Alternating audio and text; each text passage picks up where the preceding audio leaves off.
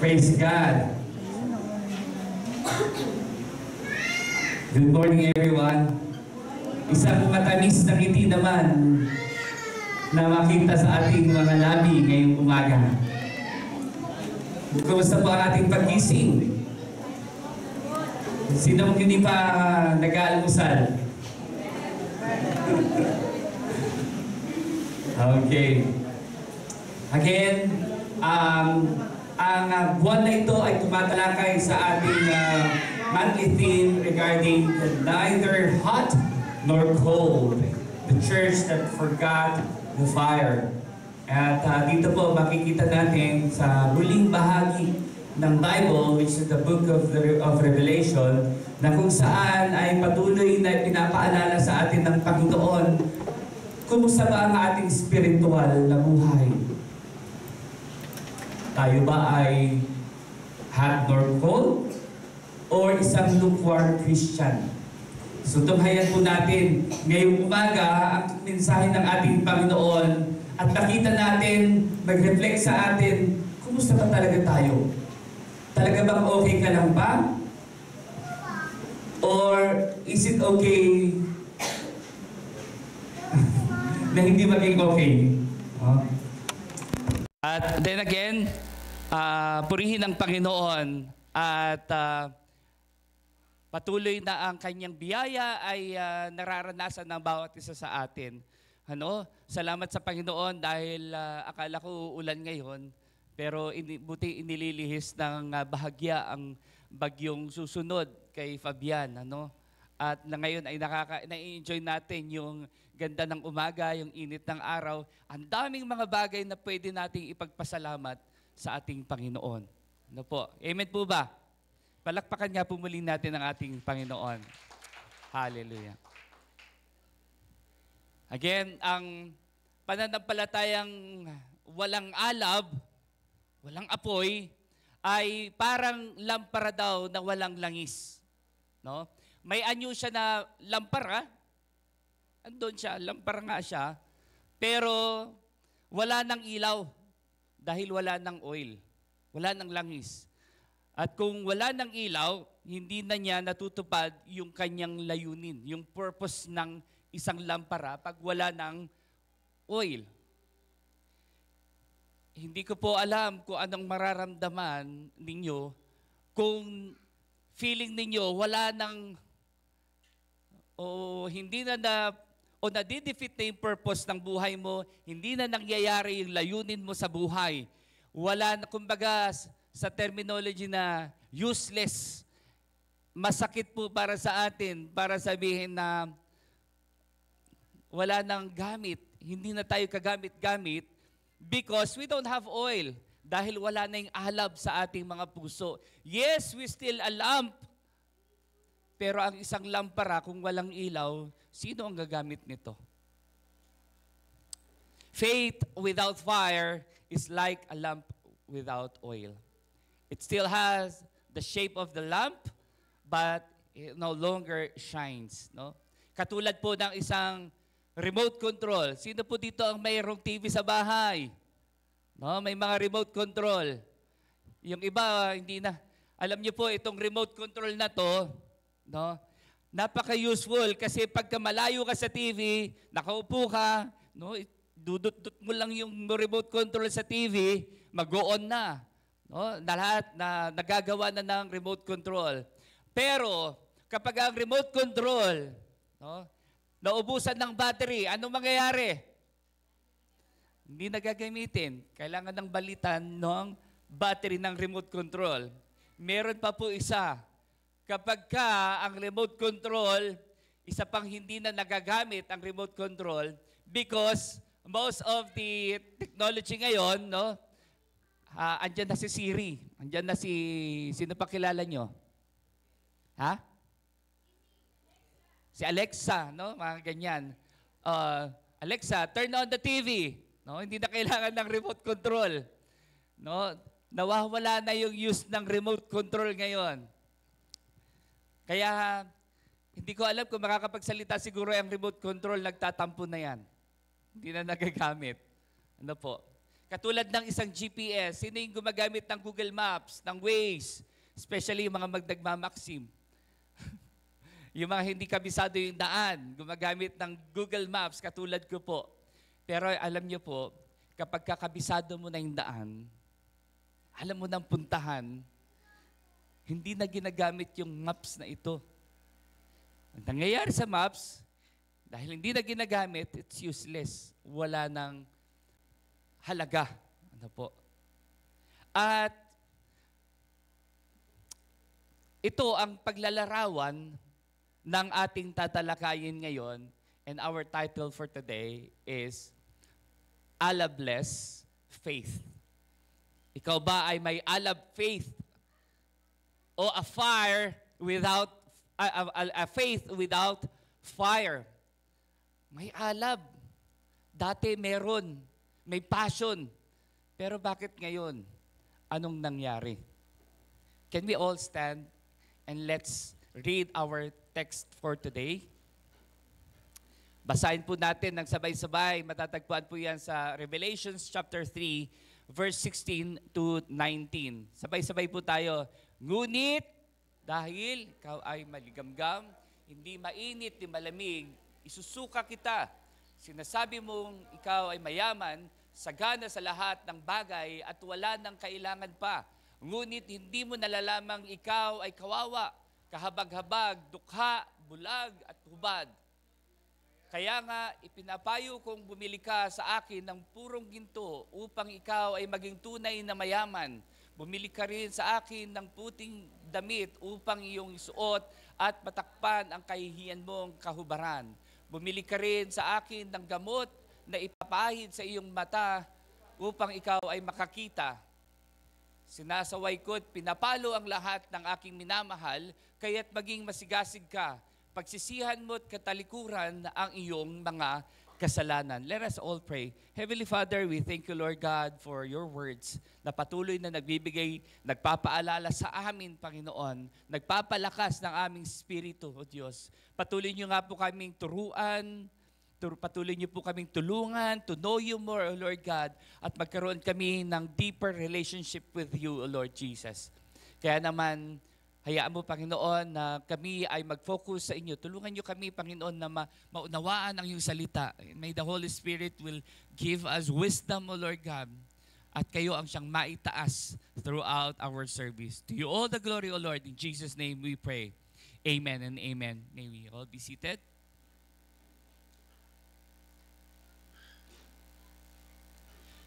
Katulad ng ating mga halimbawa kanina, gusto ko pong linawin, ito pong Church of Laodicea, sinulatan ito ng ating Panginoong Hesus to warn them, paalalahanan sila, at sabihin naman nung balik sila sa Kanya. It's not about condemning them, it's not about to judge them, pero para paalalahanan na sila ay mahal ng Diyos. Katulad po natin, na minsan naging mainit sa Panginoon, tumanggap sa ating Panginoon, pero dahil sa maraming dahilan, dahil sa mundong nilalakaran, tayo ay nanlalamig at nagiging lukewarm. Katulad po ng isang uling, no? Yung isang uling po na nagbabaga, katulad po niya nasa picture, kapag ang isang uling nagbabaga at sama-sama sila, lahat po sila sama-samang nagbabaga, sama-samang nag-aapoy, nag-aalab. Merong use. Pwede ka makapagluto na dyan, makapagbigay ng init kapag malamig ang panahon. Pero subukan mo na ihiwalay ang isang uling mula doon sa grupo na yon, ihiwalay mo yung uling na yon, well, mga kapatid, yung uling na yon, maaring hindi pa nawawala yung apoy. Pero habang tumatagal, yung apoy na ito na meron doon ay nawawala. Yung baga na yon ay nawawala, namamatay. Pero kung titignan po natin, itong uling na to ay still uling pa rin. Hindi po siya naging bato, hindi siya naging bakal, pero still still uling pa rin. Nawala lang ang kanyang apoy, ang baga niya. No? Ito po yung ating pinatutungkulan, Allah bless faith. Meron kang pananampalataya, may faith ka, pero hindi na nakakapaso. Isang apoy na hindi nakakapaso. Isang pananampalatayang lumamig. Kaya po nandito ang Panginoon para paalalahanan ang ating buhay. Sabi nga natin last Sunday yung diagnosis sa atin, ano ka ba? Ikaw ba ay mainit o malamig? Or isang lukewarm? And there's a danger of becoming a lukewarm Christian, mga kapatid. Dalawang bagay lamang po yan. Pagka ikaw ay lukewarm Christian, una ay masasabi natin na ikaw ay mayroong pananampalataya katulad ng isang uling, isang anak ng Diyos na nawala ng kanyang apoy, ng passion, no, sa paglilingkod. At ang isa naman, naging lukewarm, ay meron siya dating desire na maglingkod, pero nawala. Nag-lukewarm, and it is because hindi pala totoo siyang tumanggap o merong salvation. Kaya po ito po yung danger nito.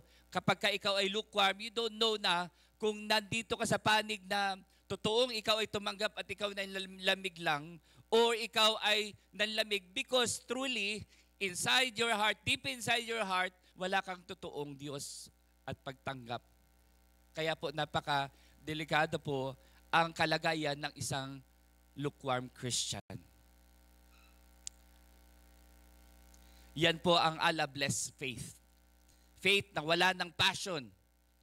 Naniniwala siya kay Lord, pero wala na yung burning desire to serve Him, to worship Him, at mag-pursue sa kanyang presensya. Allah blessed faith. Check natin ang ating sarili. Sabi po ng Revelations 2:4-5, but I have this against you, that you have abandoned the love you had at first. Remember therefore from where you have fallen, repent and do the work you did at first. Sabi niya po sa Tagalog, ngunit ito ang hinanakit ko laban sa inyo. Iniwan ninyo ang inyong unang pag-ibig. Alalahanin ninyo kung saan kayo bumagsak. Magsisi kayo at gawin ninyo ang mga gawa noong una pa lang. Go back to basic. Go back to your first love. Yeah. Faith remains dahil ang tunay na pananampalataya ay hindi basta-basta nawawala sa isang Kristiyano. Kung ikaw ay totoong tumanggap sa ating Panginoon, it says in Ephesians 2:8-9 na ang kaligtasan ay by grace lamang, through faith. Hindi po ito sa ating sariling gawa. Kaya po, nung binigay ng Diyos yung grasya niya, naranasan mo ang kanyang biyaya at nagkaroon ka, na-justify ka, no, mula doon sa krus ng Kalbaryo na ginawa ng ating Panginoong Hesus sa kanyang dugo, ikaw ay naligtas, na-justify ka nung ikaw ay tumanggap. Genuinely, yung totoong pagtanggap, then we can say, you still have that faith. You have that faith. Nanlamig ka lang, maaring dahil sa mga problema sa buhay. Now, today, the Lord is reminding you, come back anak, balik ka. Naranasan nyo na ang mamiss. Sino yung mga namimiss ang asawa, namimiss ang anak, namimiss ang tatay, namimiss ang nanay? Ramdamin nyo. Ewan ko lang kung namimiss nyo ang asawa nyo. Kung sino yung taong namimiss nyo, ramdamin nyo muna ngayon. Yung namimiss yung tao, isipin mo. Okay. Doblehin nyo po yung pagkamiss na yan yung nararamdaman ng Panginoon sa iyo ngayon. Namimiss ka na ng Panginoon, namimiss niya na kung paano ka magpuri, namimiss niya na yung dating kainitan mo, yung panay ang panalangin mo. Ngayon, late na ako sa trabaho, mamaya na lang ako mananalangin. Dati, inuuna mo siya, Ngayon na may kasintahan ka na, no? Kaya yung iba pinaghihiwalay. Kasi hindi na nila alam ang priority nila sa buhay. You see, even the disciples, mga kapatid, when Jesus died, ano yung ginawa ng mga disciples nung namatay si Jesus? No? They grew cold. Namuhay sila, nalamig sila. And they went back, yes, they went back to their own life. Yung kanilang mga, dati nilang mga gawa. At sina Pedro, dahil ang dati nilang ginagawa ay panghingisda, kaya sabi nila nung wala na si Jesus, nung namatay na, sabi nila Peter, wala na si Jesus. No? Balik na lang ako sa pangingisda ulit. Balik na lang ako ulit sa dati kong buhay. Hindi ko na maramdaman si Jesus, balik na lang ako sa dati kong buhay. Ang dami kong problema, bakit hindi dinidinig ni Lord? Balik na lang ako sa dati kong buhay. Yung dating nag-aalam na pag-ibig, yung passion, yung pinapriority si Kristo, nawala na.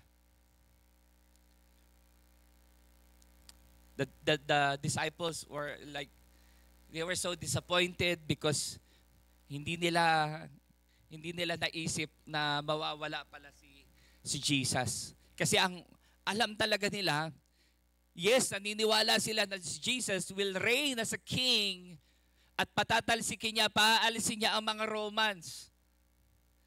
At siya ay maghahari sa Israel. Pero hindi pala yun yung kalooban ng ating Panginoon. It's more than that. Hindi lamang sa Israel, kundi sa buong mundo. No? Minsan, ganun lang kakitid kasi ang ating pag-unawa eh. Hindi natin nauunawaan agad, hindi natin nakikita yung pagkilos, yung tunay na pagkilos ng ating Panginoon. And because of lack of knowledge, because hindi natin siya nakikilala, no? Nawawalan na tayo ng passion. Nawawalan na yung ating alab, yung ating init sa Panginoon. And that is all because hindi natin nauunawaan. Hindi kasi natin kilala ang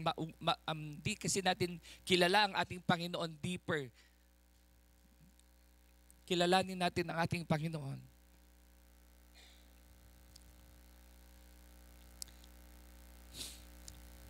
Yung paglilingkod na ito, maaring lumamig ito, mga kapatid.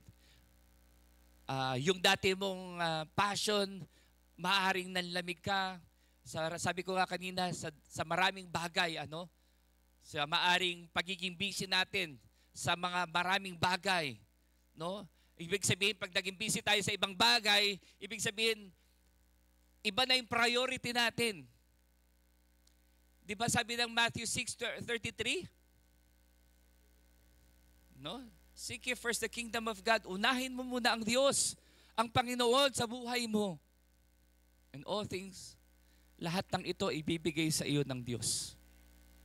Kung alam mo lamang kung sino yung priority mo, and you'll be safe. Kaya lang nangyayari, dahil siguro na nagpapanik ka na agad pagka may dumating na trial sa buhay mo, doon ka na agad nagdedepende sa kung ano yung kalakasan mo. Maaring nanlamig ka, kapatid, dahil sa mga kasalanan na patuloy mong binibigyan ng permiso, binibigyan mo ng permit para pasukin ka. Kaya itong mga kasalanan na ito, especially the silent killers, wag nating payagan. Do not allow those sins na maghari sa puso natin. Or else, mawawala yung apoy na ito. Mawawala yung passion natin sa ating paglilingkod. At sa huli, bilang tagalingkod ng ating Panginoon, na nasa ministry ka, sa huli, makakaranas ka ng burnout. Ano po? Kaya itong mga silent killers na ito, including apathy, o yung apathy, yung walang pakialam, o pagiging passive Christian, no, bahala na sila dyan. O, kung ano yung, sige na. Oh, di ba? Yung, yung, yung complacency, pagwawalang bahala, yung wala nang malasakit, bahala na sila dyan, kaya na nila yan. May mga bagay na dapat nating kailangang gawin, mga kapatid. Minsan, kailangan nating mag-share, pero dahil wala tayong malasakit, wala na tayong pakialam, bahala na siya dyan. Si pastor na bahala dyan. Oh, mayroon naman siyang evangelism team eh. Sila na mag-share dyan. No? Wala na silang pakialam. It says in James 4:17, paalala lang po, if anyone then knows the good they ought to do and doesn't do it, it is sin for them. Yung mga bagay na alam mong dapat gawin, mabuting gawin, at hindi mo ginawa, kapatid, ikaw ay nagkakasala. Kaya wag mong sabihin, hindi naman ako nagnakaw, hindi naman ako pumatay, hindi naman ako kinagalitan, wala naman akong puwot, wala naman akong... Pero may mga bagay na hindi ka ginawa na dapat mong ginawa, nagkakasala ka. Huwag tayo maging bulag sa kasalanan, mga kapatid. And because of this, nagiging matamlay, nagkakaroon tayo ng alabless faith sa Panginoon. Remember, we are co-workers of God. Kasama tayo ng Panginoon. No? Kasama natin ang Panginoon. Maraming lumamig at naging lukewarm. Dahil, sabi ko nga kanina, yung spiritual burnout. No? Lalo na yung pagiging too familiar sa mga bagay-bagay sa Diyos. Okay, nagiging too familiar tayo. Dalawa po yung danger dito, yung lost reverence. Nawawala na yung reverence, nawawala na. Hindi na tayo lumalapit sa Diyos na may takot. Hindi na tayo lumalapit sa Diyos na may paggalang. Kasi para sa atin, it's just an ordinary day. Nagkakaroon tayo ng spiritual numbness. No? Yung wala ng pandama. Manhid. Nginitian ka na nga eh. Ang manhid naman. Diba? Naririnig natin yung mga katotohanan. Alam natin kung ano yung tama. Alam natin kung ano yung totoo. Pero hindi naman natin ginagawa. Maaring dahil ikaw ay manhid na. Naglilingkod, pero parang wala nang dating sa puso. Mechanical na lang, hindi na rational. Nakagawian mo na lang. Routine na lang. Sabi po ng 1 John 2:3, nakakatiyak tayong nakikilala natin ang Diyos kung sinusunod natin ang kanyang mga utos. We know that we have come to know Him if we keep His commands. Pagpapaalala ulit ito sa atin na kung gusto mong maging mainit sa Panginoon, no, kilalanin mo siya. Kasi pag kilala mo siya, tiyak na susunod ka sa Kanya. At kapag sumusunod ka sa ating Panginoon, sa Kanyang mga utos, this is the language of the Lord, that you are telling to the Lord that you love Him. Hindi mo pwedeng sabihin mo, Lord, mahal kita. Lord, I love you. Pero hindi ka marunong sumunod sa Kanyang mga utos, you are a liar. Now, kung gusto mong sumunod, you have to know Him. You have to know Him deeper. Katulad ng sinasabi ng 1 John na ito, nakakatiyak tayong nakikilala natin ng Diyos kung sinusunod natin ang Kanyang mga utos. Ang hirap sumunod sa mga bagay o sa tao kung hindi mo naman siya kilala. Halimbawa po, ang isang doktor, kapag sinabi ng doktor, inumin mo yung gamot mo twice a day, no? At bababa ang iyong sugar. Pero kung hindi ko siya kilala na doktor, at pagkakaalam ko nga sa kanya, tambay lang, o siya ay isang mangingisda, sa tingin niyo po ba susundin ko yung pag-inom ng gamot? Hindi po. Pero kung kilala ko siya na isang doktor, at lalong kilala ko pa siya na siya ay nagtapos ng mga ganitong degrees, at siya nakita ko kung ano yung mga achievements niya, at nakita ko kung paano siya maggamot, kumilos doon sa ospital, sa isang salita pa lang ng doktor na ito, tiyak iinumin ko yung gamot. Tama po ba? Kilalanin natin ang ating Panginoon upang madali tayong sumunod sa kanyang utos. Before you say, I love you, Lord. Amen po ba? Kasi wag po tayong matulad sa isang kandila na andap-andap. No? Merong apoy, pero hindi na sapat ang kanyang liwanag. Nakakatakot kapag ang kandila naaandap-andap, nakakatakot na baka mamaya isang ihip lang ng anak mo, no, namatay na. Pag nagkumanta na yan ng happy birthday, mag-ingat ka. Huwag tayong isang kandilang aandap-andap ang apoy. Patuloy tayong magningas, patuloy tayong mag-apoy para sa ating Panginoon. You know what? Even the Church of Ephesus, no, isa sa mga 7 sinulatan ng ating Panginoon, ang Church of Ephesus o kilalang the loveless church, no? Loveless. Wala daw pag-ibig na church. Active sila. Yung kanilang katuruan, doctrinally sound, may mga ayos, no? Ngunit, wala yung unang pag-ibig. No? They're just working and working. Naglilingkod ng naglilingkod, pero wala nang nagiging routine na lang. Wala na yung love. No? In short, yung paglilingkod nila, parang wala nang alab. Routine lang talaga. Alabless. Alabless ministry. The believers were hard-working and doctrinally sound, but their love of Christ for Christ ay nanlamig, nawala. Katulad ni Martha and ni Mary, di ba? Natandaan niyo po. Si Martha, busy-busy siya sa paglilingkod sa ating Panginoon. Nagluluto siya para sa ating Panginoon.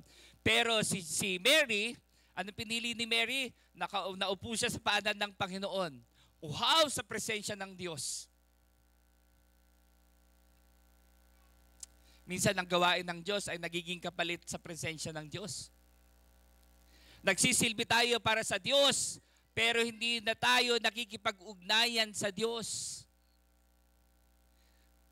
It's serving for, hindi na serving with. Kaya po, sabi po natin, abala tayo sa doing, pero nakakalimutan na ang being with Him. Sobrang abala tayo sa mga ibang gawain, pero nakakalimutan na ang being with Him. Kaya tulad po ni Martha, naabala sa paghahanda pero nakaligtaan ng mas mahalagang bagay sa buhay niya na katulad ng ginawa ni Maria. Ang maupo sa paanan ni Jesus at makinig sa Kanya. Remember this, ministry is not the same as intimacy. Magkaiba po ito. Napakahalaga po na mayroong intimacy doon sa ministry. Kasi kung ang ministry mo wala ng intimacy, para ka na lang isang sirang plaka.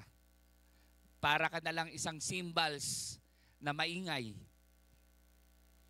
Alabless faith. Kahit marami kang ginagawa para sa Panginoon, kung wala na tayong panahon sa presensya niya, wala na tayong panahon para manalangin. Wala na tayong panahon para sumamba. Wala na tayong panahon para makinig. Wala na tayong panahon para magbasa ng kanyang salita. Nakikinig o nagiging empty routine na lang tayo sa kanyang mga gawain. Mas mahalaga ang Diyos mismo, mga kapatid, kaysa sa mga gawain para sa Diyos. Mas mahalaga ang Diyos, ang ating Diyos, kaysa sa mga gawain para sa Diyos. Do not forget the King when you are serving the kingdom. So again, mga practical lessons natin dito, mga kapatid. Pwede kang maging faithful sa church attendance pero dry sa worship. Check yourself.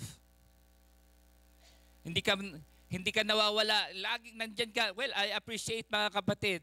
No, ang dami kong nakikita ngayon. You are so consistent ka na uma-attend every Sunday. Praise God. Purihin ang Panginoon sa buhay mo. Talagang nakikita mayroong transformation sa buhay mo. Isang palatandaan ito na ikaw ay nagiging uhaw sa salita ng Panginoon. No?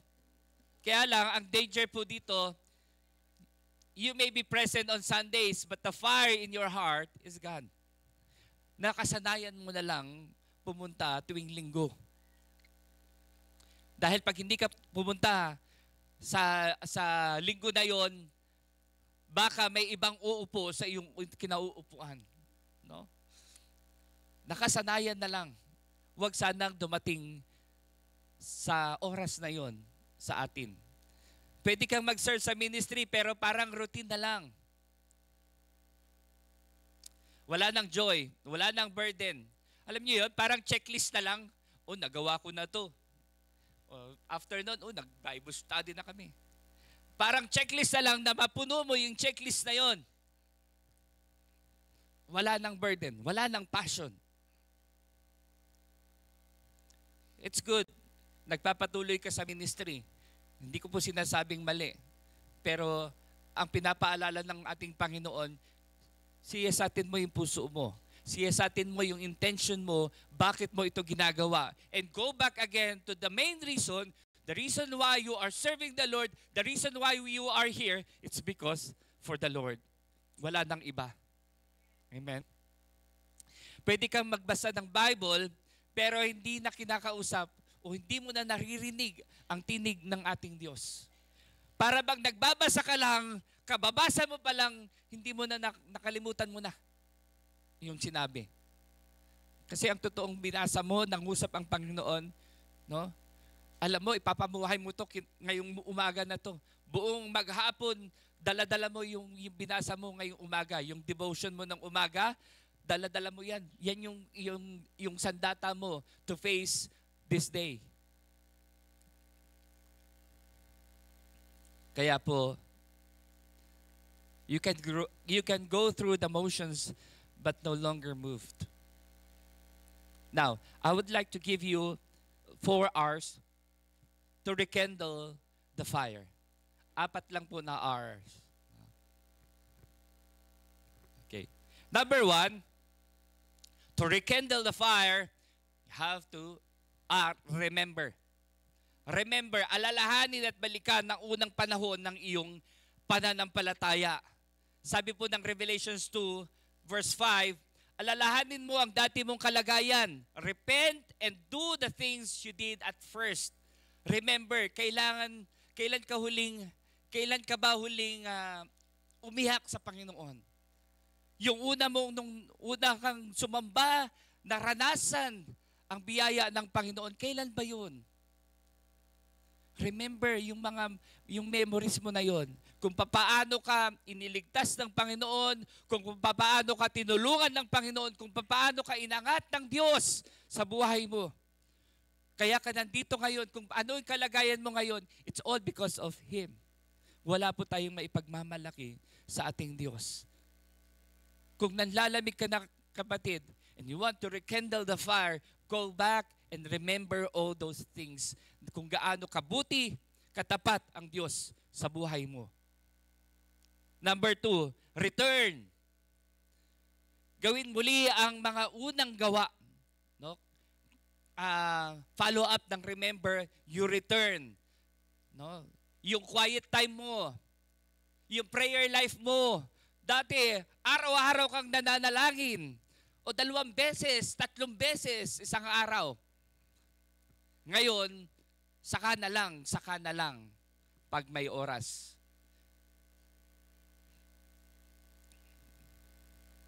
Dumarating din po sa inyong lingkod ang mga pagsubok na ito.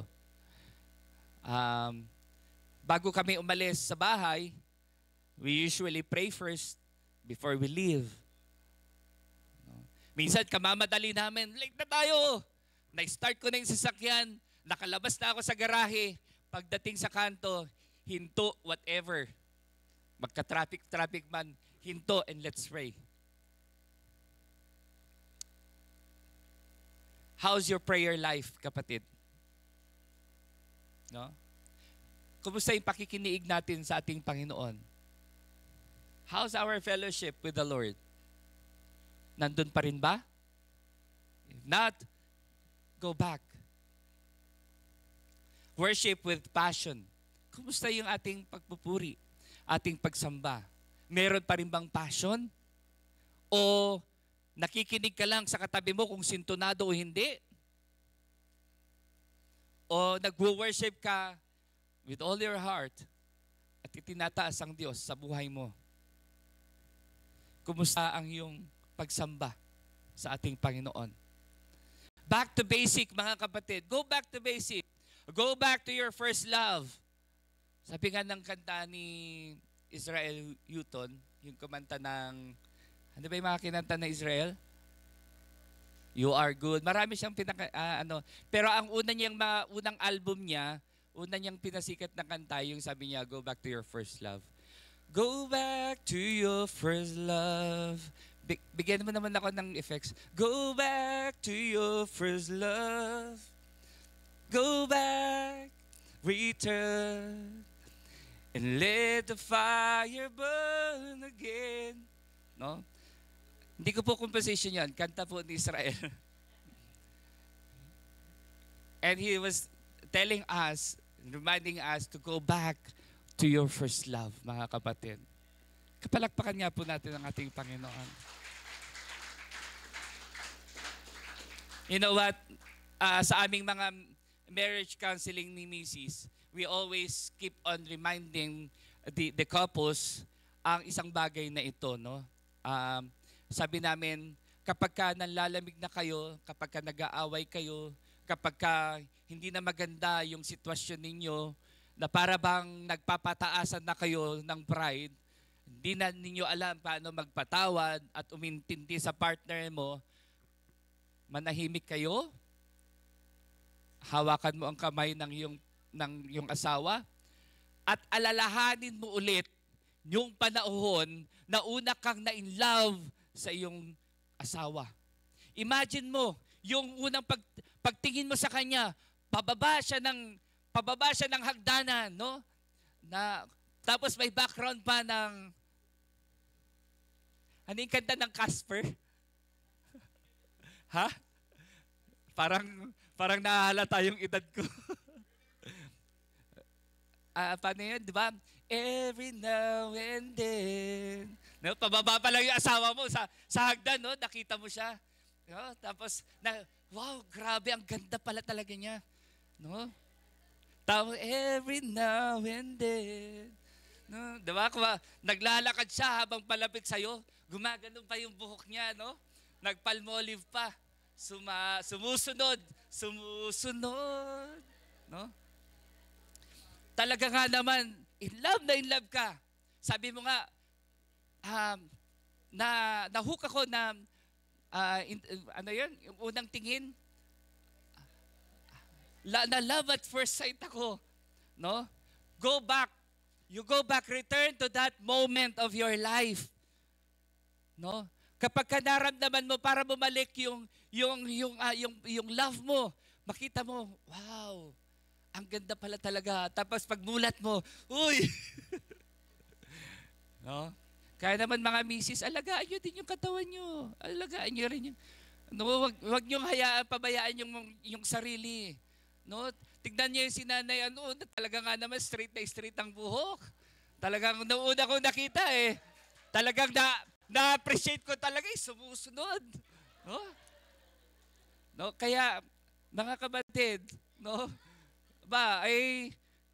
responsibilidad din natin na alagaan nating mga sarili bilang mga asawa. No?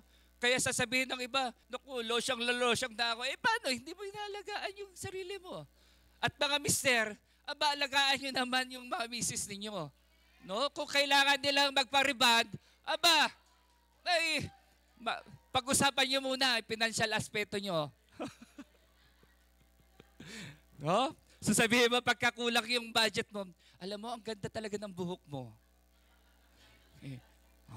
May dala nga pala ako dito, isang sachet ng Palmolive.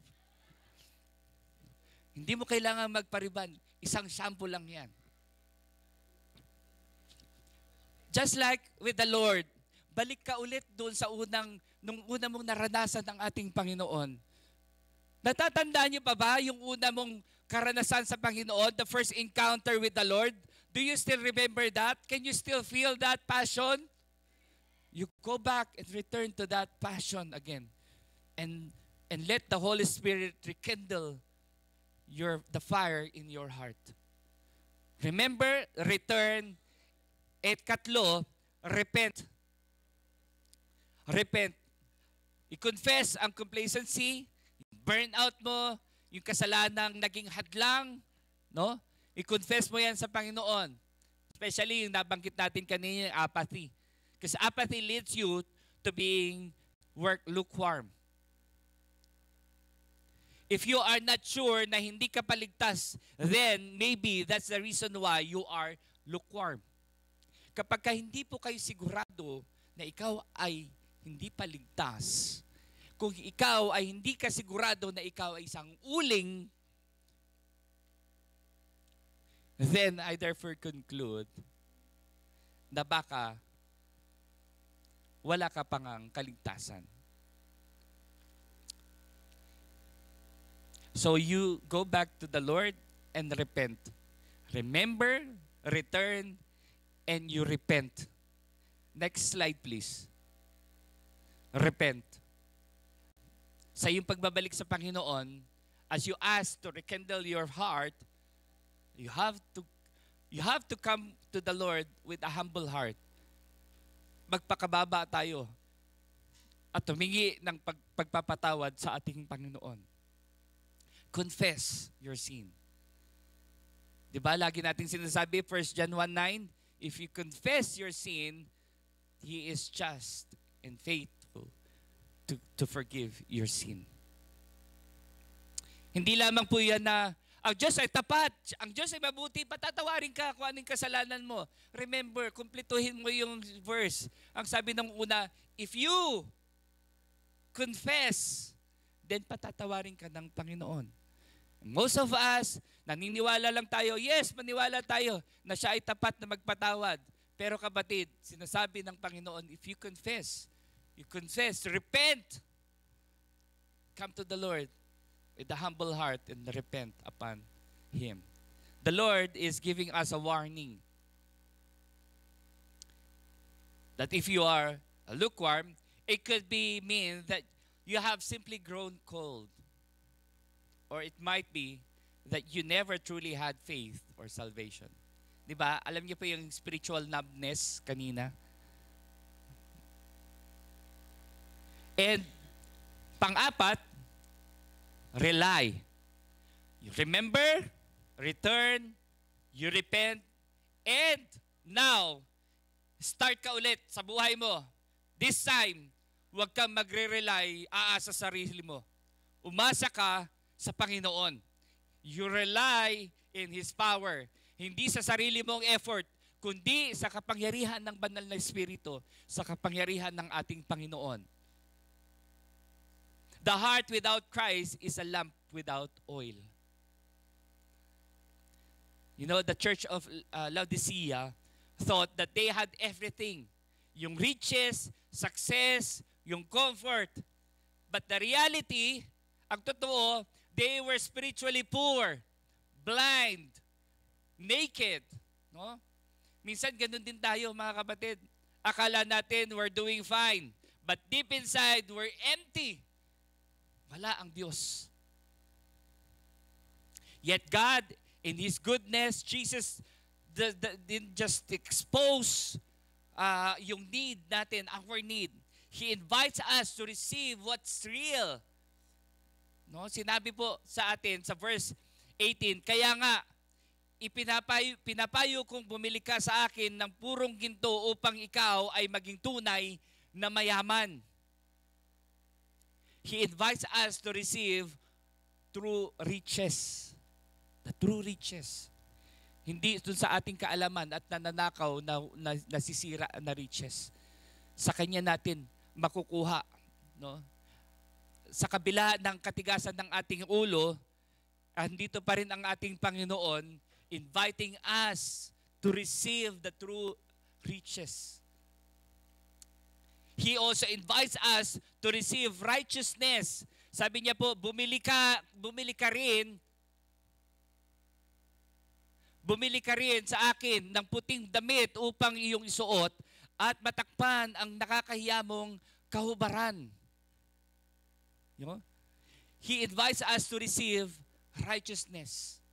Lumakad tayo sa katuwiran. May kabanalan. He invites us to receive vision that only comes from our Lord. Bumili ka rin sa akin ng gamot na ipapahid sa iyong mata upang ikaw ay makakita.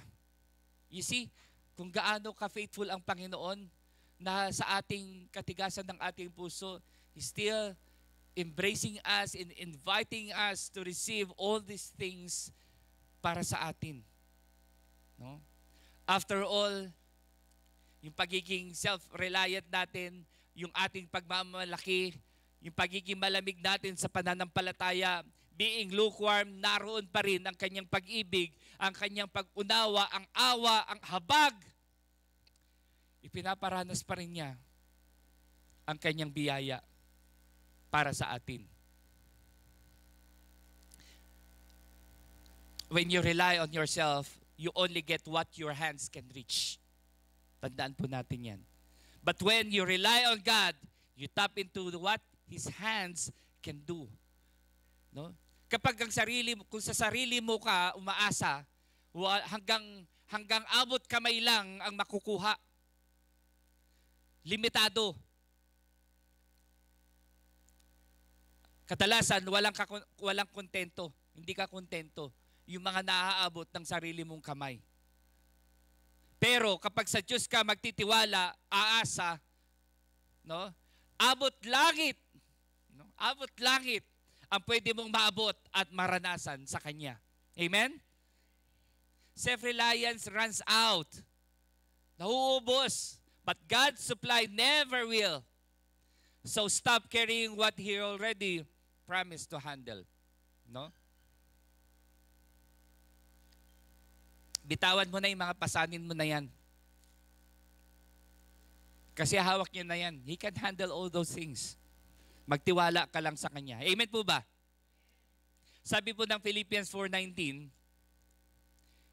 and my God will supply all your needs according to His riches in glory in Christ Jesus. Magtiwala ka lang sa Kanya.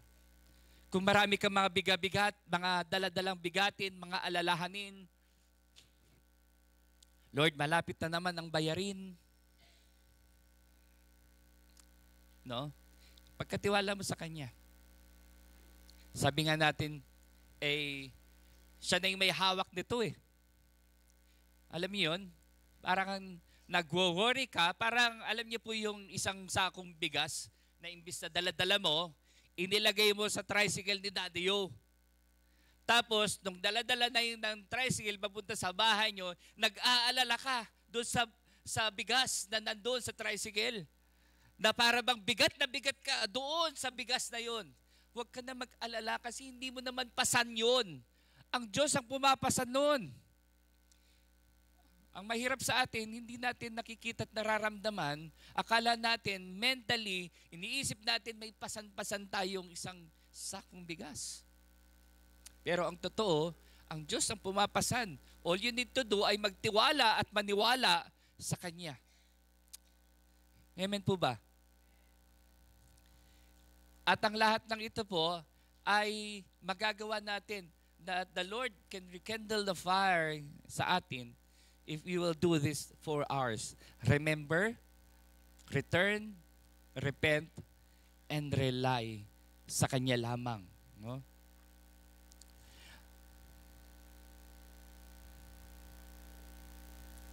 Kaya po, patuloy tayo na magtiwala sa ating Panginoon. Patuloy na mag-rely sa ating Panginoon. At sa huli, in verse 19, sabi po ng verse 19, those whom I love, I rebuke and discipline. So be earnest and repent. Ibig sabihin, kung dinidisiplina tayo ni Lord, it's not to push us away, but to bring us back closer into His embrace. Ang lahat ng aking ang lahat ng aking iniibig ay aking sinusuway at dinidisiplina. Kaya maging masigasig ka at magsisi. Sabi po ng verse 19. Ang gusto ni Lord, bumalik tayo sa apoy, sa passion, sa unang pag-ibig natin sa Kanya para muli tayong magamit para sa Kanyang kapurihan. God's discipline is not rejection. No, yung iba kasi nagtatampo na agad. It's not a rejection. It's an invitation, mga kapatid. When He corrects you, it's not to push us away, katulad ng sabi natin, but to pull you back into His arms. So don't run from His rebuke, but run towards His love. Huwag palayo, kundi palapit, katulad ng isang alibughang anak na nung siya ay lumapit, bumalik sa kanyang amahin. No? Pabalik sa kanya. Don't worry.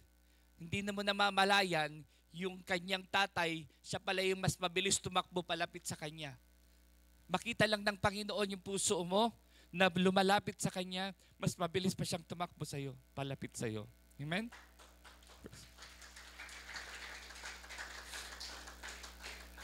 So mga kapatid, let's not settle for being okay without God. Huwag kang maging kambante, huwag mo hahayaang maging okay ka without the Lord sa buhay mo. Because ang totoo, you're not okay without God. You definitely need Him. Let's open our hearts fully to Him because only He can give what we truly need. Siya lamang. Ngayon, anong kailangan nating gawin? Fan into flame the gift of God. Sabi po ng 2 Timothy 1:6. Ipinapaalala ko sa iyo na pag-alhabin mong muli ang kaloob na ibinigay sa iyo ng Diyos. Ito yung dapat nating gawin ngayon, mga kapatid. To rekindle our hearts, our passion, no? Na ibalik na pag-alabin muli natin ang ating mga puso sa Panginoon. Anyway, God is the giver of faith. Do you believe in that? Naniniwala ba kayo na ang Diyos ang nagbibigay ng pananampalataya? Hindi po yan nagmumula sa atin lang, umusubong lang yan. Parang kabuti lang na dumating sa puso mo na biglang isang araw, uy, may pananampalataya ako, naniniwala ako sa Diyos. Hindi po. Ang Diyos pa rin ang nagbigay sa atin ng faith na yan. Kaya ang Diyos pa rin ang makapagbibigay ng flame, ng alab sa iyong pananampalataya. God is the giver of faith. Kaya po, linawin ko po lang, no? Ephesians 2:8-9. This is our verse pagdating po sa salvation. Ano po? It says here, for it is by grace you have been saved through faith, and this is not from yourselves. It is a gift of God, not by works, so that no one can boast. Take note of this. It is the gift of God. Ano yon? Yung faith. It is the gift of God. Yung gift, yung faith na yun, ay gift ng Panginoon para sa atin. Para maniwala tayo sa atin. And that's what we call grace. Biyaya ng Panginoon. Kaya po wala po tayo makikita ditong gawa natin. Because kung meron man, ayaw ng Panginoon so that no one can boast. Hindi po pwedeng pagdating mo sa langit, pagbuksan mo ako ng pinto, babasok ako sa langit. Bakit? Kasi tinulungan ko yung kapatid ko. Kasi gumawa ako ng mabuti. Kasi nag-church ako linggo-linggo. You can't do that, mga kapatid.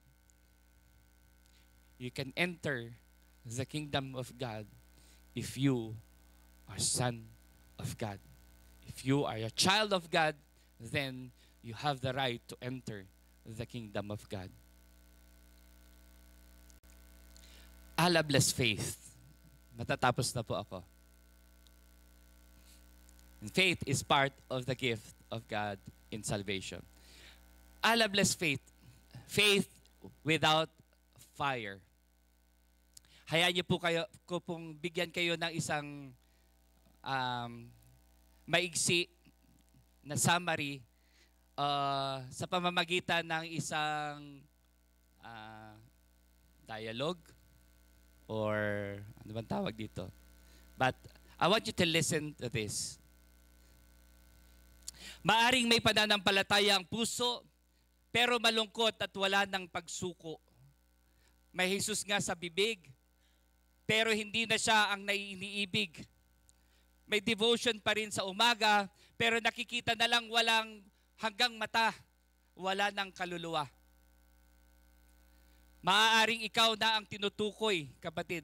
Alabless faith, tuloy-tuloy. Baka hindi mo namamalayan, nakatungtong ka na pala sa kamunoy.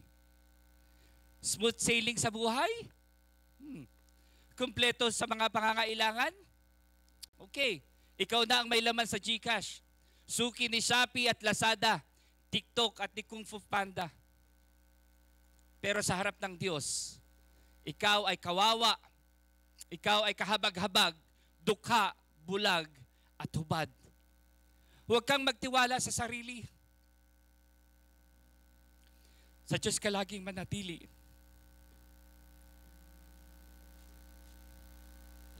Ang nananatili sa akin at ako sa Kanya ang siyang nagbubunga ng sagana sapagkat wala kayong magagawa kung kayo'y hiwalay sa akin. Sabi nga, life without Him is like a well without water.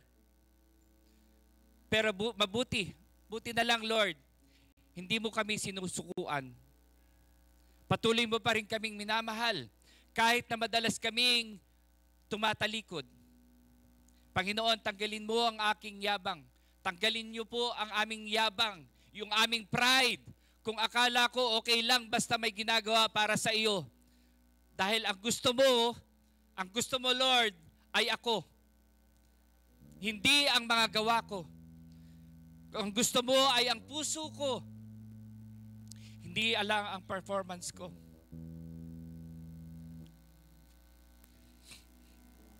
Lord, wasakin mo ang lukewarm kong puso. Basagin mo ang alabless na pananampalataya ko. At palitan mo ng isang sincere heart with a genuine faith. Buhayin mo muli ulit ang puso kong minsang naghahaapoy at muli mong pag-alabin ang pusong dating walang saysay. Isang nag-aalab, umaapoy, passionately para sa iyo hanggang wakas, hanggang pagdating mo sa wakas. Ito ang kalooban ni Kristo sa isang katulad mo, kapatid. A genuine faith.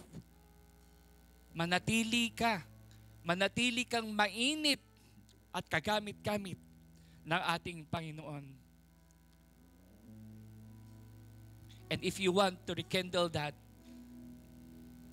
heart, may I ask for you to stand up? Pwede ka bang tumayo at ipakita sa Panginoon, Lord, Lord, pag-alabin niyo po ako. Maging kagamit-gamit ako, Panginoon. Para sa inyong kapurihan.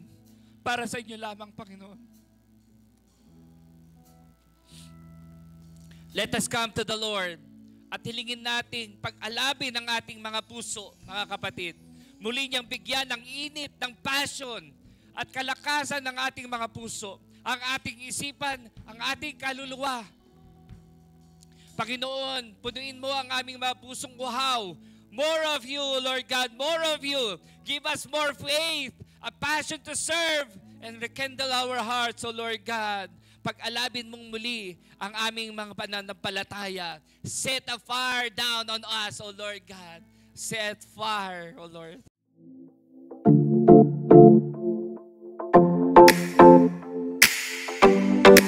Hi! Thank you for watching, kapatid. Sana na-bless po tayo sa message today. And don't forget to like, share, and subscribe para updated po tayo lagi. God bless!